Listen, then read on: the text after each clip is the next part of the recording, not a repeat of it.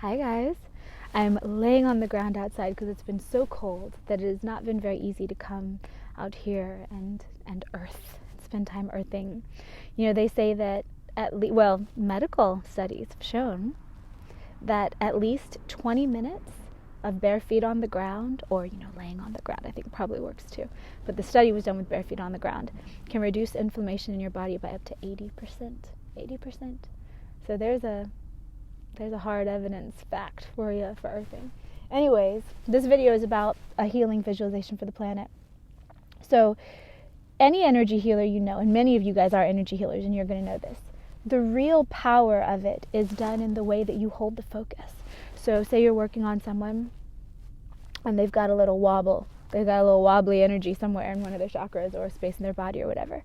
And what you do is you access the healed frequency. You access, sometimes it's good to go and dig in what happened, what's the reason, and that's another part of the process. The one I'm talking about now that I think is needed on a planetary level is when you hold the healed frequency. And then what you do is you hold it strong, because human will is divine will, especially if you recognize it to be that way. And so if you can hold that energy strong enough and create that template and hold it, then the other energies that make up the actual thing will snap to what you want and what you're holding. That's how magic is done. That's how healing is done. That's how intention setting is done. That's how manifestation is done. So there's a lot going on the planet. There are storms. There are natural disasters. There are people doing crazy things. And there's pollution. Okay. Yeah. I would love to invite you to step away from the argument of whether or not that's happening. Let's just say yes, it's happening. Okay. Even for the sake of argument, whatever, it's happening. Okay. The thing I would love to ask, to beg you to do, is when you think about it, because it can so often spin us out. And then if we're spun out thinking about this thing needing to either defend our position or try to shift someone else's position or whatever it is that makes us really get mired in that energy of the earth not being healthy, it actually contributes to what's going on that is making the earth not healthy. So if you are called to take a approach that's action-oriented, absolutely do. Yes, do it. Do the things. But you're not going to be doing that all the time. And you're not going to be able to physically do stuff every time you think of it. So let's use an energy healing technique. And you don't have to tell anyone you're doing this. You don't have to broadcast it. You don't have to talk about it. In fact, you don't even have to believe me. Maybe just try it and see what happens. In fact, never blindly believe anything I say or anything anyone else says. Always try it yourself, because blind belief is, no, that's not where we're going here. So, when you see the thing that makes you upset about the earth, see it, notice it, feel the way you feel. And then hold the energy of the solution. Think of the solution, even if you're not sure exactly what it is. Case in point, so yesterday on the way to the gym in the morning, it was dark outside, and I drove next to a chicken truck for a while. And I'd seen the empty ones on that road. I guess there's a slaughterhouse somewhere along that way, because I've seen them before, but I've never seen one full of chickens. And it was 19 degrees outside, and these chickens were beautiful, fluffy white birds. And I've seen people snuggle with chickens. I have met chickens. I know that they're perfectly fine animals, conscious. And they were smushed in these tiny cages and just sitting there, and you could tell they were all fluffed up and sitting there and holding their space, like an animal who's afraid or in pain does, because chickens aren't super expressive. But I could feel just the misery, the freaking misery beaming off that truck. This is probably, could have been hundreds of chickens. I don't know how many, but it was a lot. It was a huge truck with a huge pallet, and they were in metal cages. The cages were open to the air. They must have been freezing cold. And I knew that they were on the way to the slaughterhouse. They were about to die. And it hurt a lot. And I don't eat meat. And I have made that decision years ago for various reasons, and I stand by it. And I'm not one to push my beliefs on other people. But I do think that eating meat or not eating meat is a mark of a consciousness level. And you can argue with me, you can disagree with me if you want, it's just my opinion.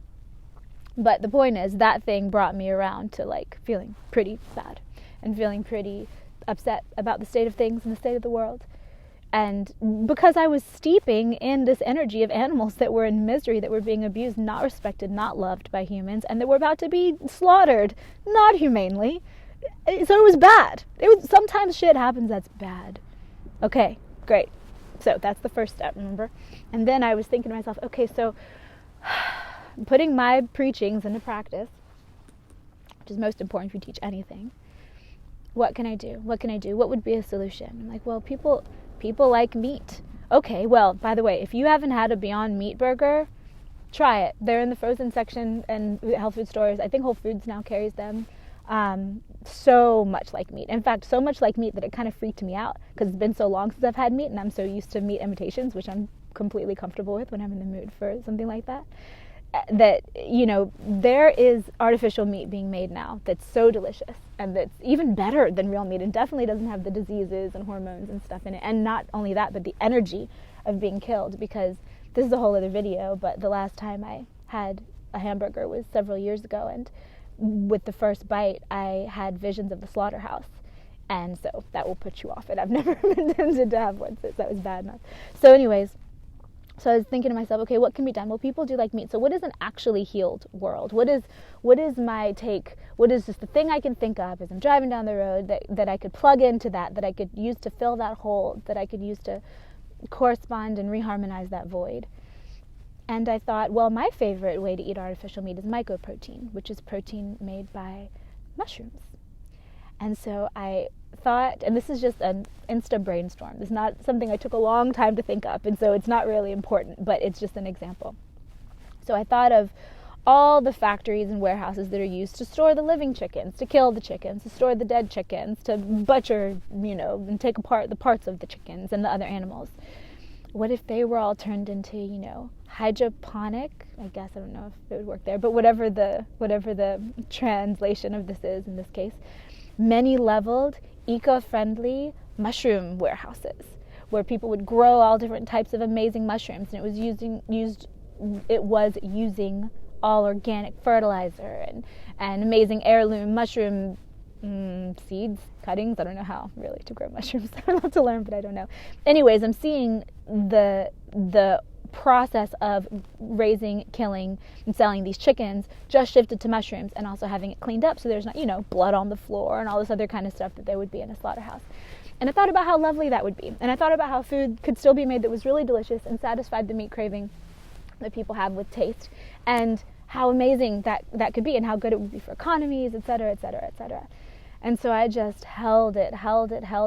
So when you think of the solution, it doesn't have to be the solution, but it can be a solution. Just one that runs the energy in the way that you would want. Once you realize it's not right, put the right thing over top of it, slam it over top of it, superimpose it, and then hold, and you'll be able to feel the energy slightly shift because you won't feel so horrible about it. But I again say, don't do this instead of taking action. Take action in whatever way is right for you.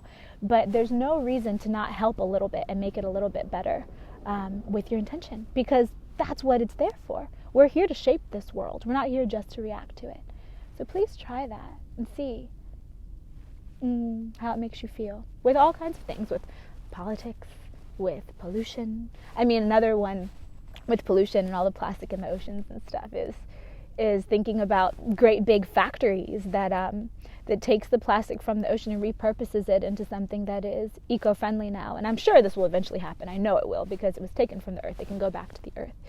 But a different type of thing that then, you know, mines the plastic out of the water.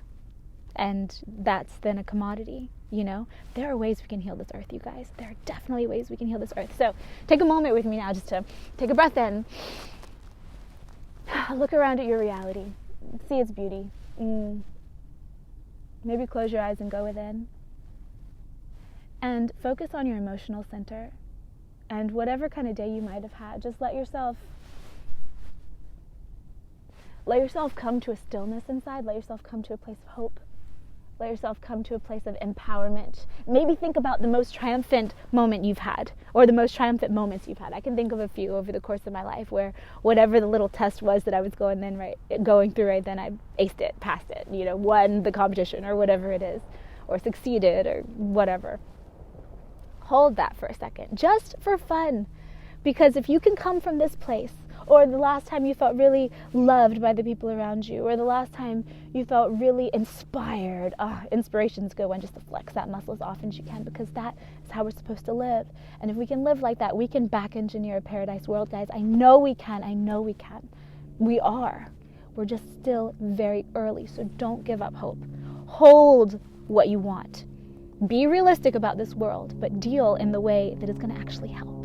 Please. I'm begging you, because I feel you guys. I feel you. I can feel you.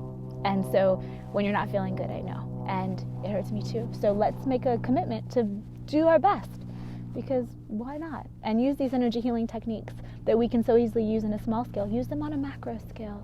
Use them on a big scale, because, yeah, we can do it. Okay, so you guys love from South Carolina.